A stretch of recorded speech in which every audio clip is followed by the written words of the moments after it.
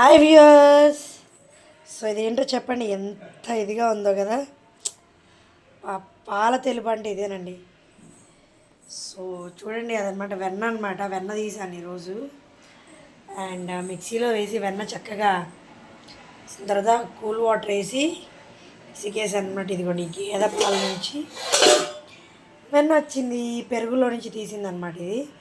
So ఇప్పుడు నేను దీన్ని చక్కగా కూల్ వాటర్లో వేసాను. సో ఎంత బాగుందో కదా. టీ పెట్టినాను అనమాట. టీ అయిపోయిన వెంటనే మనం చక్కగా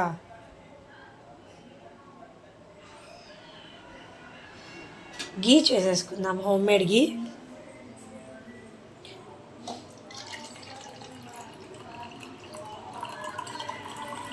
చెట్లకు పోస్తే ప్రోటీన్ చెట్లకైనా వెళ్తుంది కదా.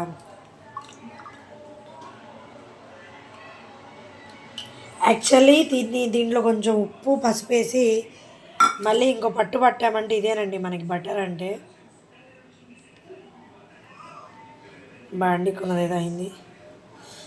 ఎంత బాగుందో, నాకు ఎంత బాగా నల్లబుద్ధి అవుతుందో. నా చేతికే ఉన్నట్టుంది సగం పడ బటర్.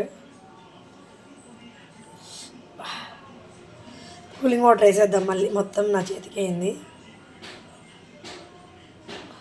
సో దీన్ని నేను వేస్ట్ చేయనండి, చేతికి చక్కగా ఫేస్కి అప్లై చేస్తాను.